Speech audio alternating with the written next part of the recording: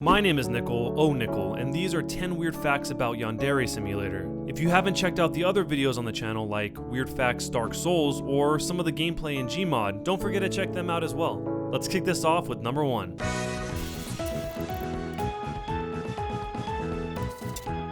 In January of 2016, Yandere Simulator was added to Twitch.tv's list of prohibited games. Anyone found streaming Yandere Simulator ran the risk of having their account suspended, and Twitch didn't give an official reason for the game's ban. The game's developer, who goes by the online handle Yandere Dev, contacted Twitch shortly after finding out about the ban, but he wasn't given a response. However, a journalist who contacted Twitch regarding the ban did receive a response, and that response was vague. A reference to Twitch's rules of conduct without an explanation as to which rules were broken. Yandere Dev has stated that he's willing to change some minor aspects of the game if Twitch will consider lifting the ban. On his Yandere Simulator development blog, he stated, "I would only be willing to change minor and insignificant things that aren't a part of my vision for the game. I would not be willing to remove gameplay mechanics or change parts of the game that are essential to my vision." In an email to Polygon, he expressed his frustration that Yandere Simulator is banned from Twitch, while games with similar features are not. He said, "If nudity bothers them, I wonder why they allow Outlast to be streamed. If torture bothers them, I wonder why they allow Grand Theft Auto 5 to be streamed. If graphic violence bothers them, I wonder why they allow Mortal Kombat X to be streamed." At the time of recording this video, Yandere Simulator is not prohibited from being broadcast on Ustream, Hitbox, or YouTube Gaming.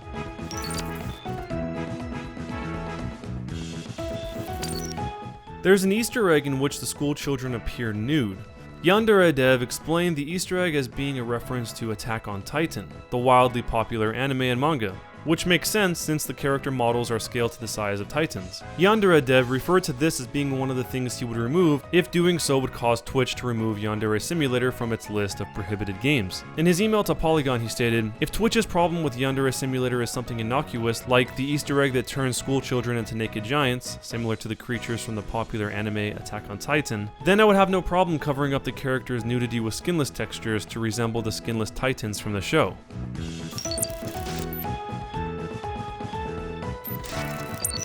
Yandere Dev has suggested that the protagonist is legally a minor. On his official FAQ document, he answered a question about Yandere-chan's age. It reads, "To prevent the game from being banned in countries that forbid the depiction of minors in certain situations, Yandere-chan's age might only be written as ? And might never be revealed. If he revealed that Yandere-chan is legally a minor, some of the countries in which Yandere Simulator might be banned are Australia, Canada, the Philippines, South Africa, South Korea, and the United Kingdom." In the same document, it reveals Senpai's age though. It says, "Senpai is 18, and is one school year above Yandere-chan, which would probably make her about 17.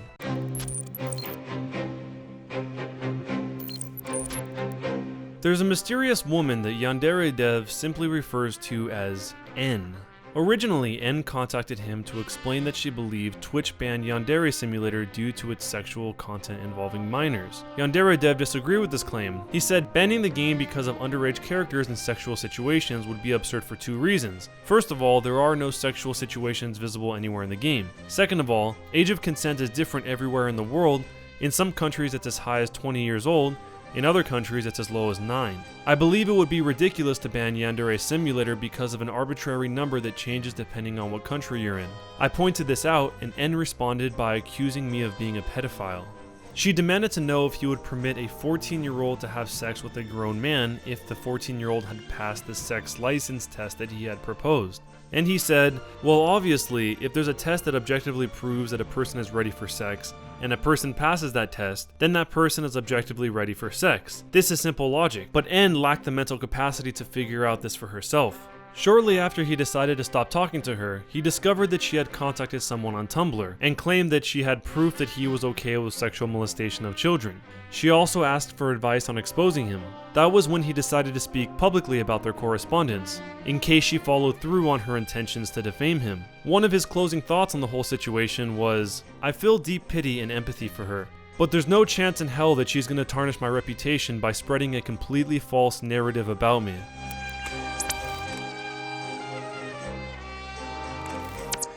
All of the game's endings involve Yandere-chan entering into a relationship with Senpai. One ending results in a non-consensual relationship. In an interview with TechRaptor, Yandere Dev states, "If Senpai discovers at least 5 corpses over the course of the game, including his own sister's corpse, he will become so mentally traumatized that he will practically be a vegetable. When Yandere-chan confesses her feelings for him, he won't even acknowledge her. Yandere-chan will interpret his silence as consent and will begin a relationship with her mute, traumatized, mind-broken senpai."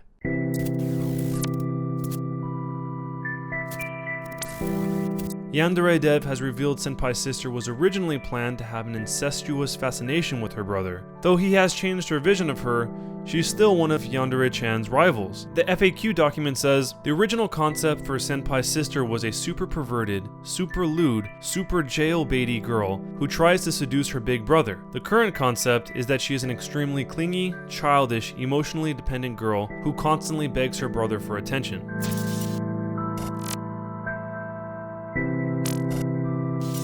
Yandere Dev has said that when he initially went out to develop indie games, he eventually wanted to outshine his programming idol, Mike Z. After getting to know Mike Z, the lead programmer of Skullgirls, and sharing a project with him, Yandere Dev responded very negatively to criticism from his idol, which may have prompted his revenge-fueled development of Yandere Simulator. He said, "I wanted to be Mike Z. I wanted to become the sort of person who can almost single-handedly program a video game." When he showed the prototype of the game he was developing to Mike Z, his response was this: "I couldn't focus on the advice he was trying to give me. All I could think about was the fact that my idol wasn't impressed by my work. I threw a big childish temper tantrum and called him names, then stormed off." Reading back over the chat log, I'm pretty embarrassed and ashamed of the way I responded to his criticism. I regret the way I handled it, and I wish I could go back in time and punch my younger self in the face. With that said, I've got to say that reading the old chat log is like reading the words of a completely different person. I don't act that way anymore. When asked for his origin story on VChan's V forums, he told his story and it ended with the statement, "I turned my depression into a burning hatred that fuels my desire to develop indie games and eventually outshine that a-hole." However, he has since expressed this is no longer his point of view on the subject. His reflective thoughts were, "Now that so much time has passed, I can look back on the whole ordeal more objectively, and I can realize how wrong I was. It was wrong of me to idolize someone like a god. It was wrong of me to throw a temper tantrum when things didn't work out the way I wanted. It was wrong of me to view myself as a victim.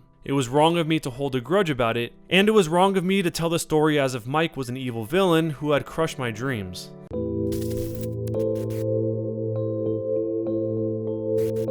Some volunteer developers pitching in content for Yandere Dev have turned against him, accusing that he's intent on maintaining the prestige of being a sole programmer and may steal their work. For his part, he insists that he doesn't want to give credit until an official demo is ready, because there's no telling what content will actually make it into the final product. When he received criticism that he doesn't want to credit his volunteers, he responded publicly on his Tumblr blog, which said, "I can tell you from my experience in the game industry that the credits screen is one of the very last screens made for the game. It is illogical to start working on it when the game is only around 5% complete. When the official demo is released, I will credit every volunteer whose assets are included within the game. Until the official demo is released, there's no guarantee that any asset made for the game will actually be used in the final product, and thus it is far too early to consider including credits at this point in time." There were claims made that his volunteers felt like they were disposable. His direct response to that was, "There's something you have to understand. I am disposable. If someone is working for free, they can work at whatever pace they want. They can quit the project at any time they want. They can ask me to stop using their assets at any time they want. A free volunteer can dispose of me at absolutely any time. It's necessary to view everyone as impermanent and have backup plans. To a volunteer, I am as disposable as a tissue."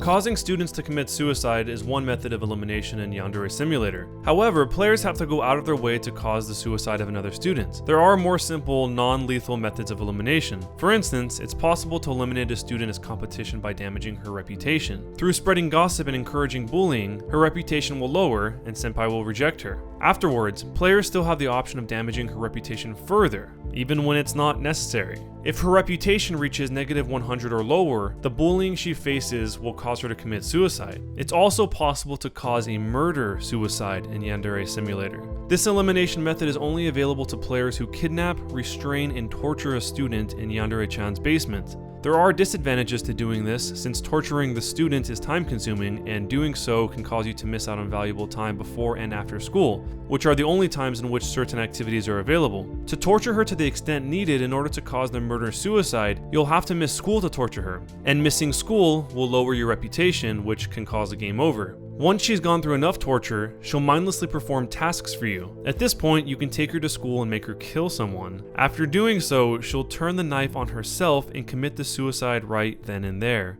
A murder-suicide.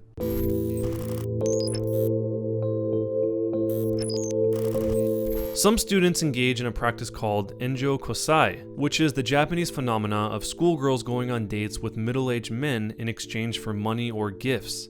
This is also known as compensated dating. The girl decides how far the date will go. The date might end after dinner at a restaurant, or the date might end in a hotel room. The practice of enjo kosai is frowned upon and can bring shame to a girl and her family. The concept of enjo kosai can actually be found in the game if you're looking deep enough. One such student who engages in this is named Kokona Haruka. Upon eavesdropping one of her conversations, it becomes apparent that she's uncomfortable in participating in compensated dating. She says, "Like I said, that was a one-time thing. I don't want to do that again." But when she hears what she would earn from doing it, she changes her mind, albeit reluctantly. She says, "How much did you say? Well, if it's just one more time, then I guess it's okay." And right after she hangs up, she says, "I can't believe I'm doing this." Her obvious discomfort can be exploited and used to damage her reputation. If you spread the rumor that she's engaging in compensated dating, bullying will ensue. You can take measures to strengthen the effects of gossip, such as increasing your own reputation or wearing panties that give a bonus when spreading rumors. If you take these measures, the spread of this rumor and subsequent bullying will lead to Kokona Haruka's suicide. The final fact is that there's a chance that pushing the like button might make whoever your senpai is suddenly notice one aspect of you. If pushing the like button did make some aspect of you get noticed, then leave a comment on what it was down below. As usual, I'll post some of the comments on Twitter. My name is Nickel, Nickel, and if you're interested in learning more about how to play or how to contribute to Yandere Simulator, I've left a link to the official website down below. I've been doing more gameplay on the channel lately, so if that's your thing, you can check that out right here. I'll leave you with a preview of a previous video. Weird Facts, Dark Souls. Thanks a lot for watching, and I'll see you guys next time. Two brothers, Michael and David, went to court with a friend, Thomas, over Dark Souls. The case was broadcast across the United Kingdom via ITV, which is a UK TV network. So here's what happened. In a drunken state at the Glastonbury Music Festival, Thomas promised his friend Michael and brother David that he could beat Dark Souls on the hardest difficulty in under a year before the next Glastonbury. He even claimed that it would be very easy. However, when a year had passed and Thomas had yet to beat the game, his friend and brother took him to court on television and sued him for a whopping $100,000.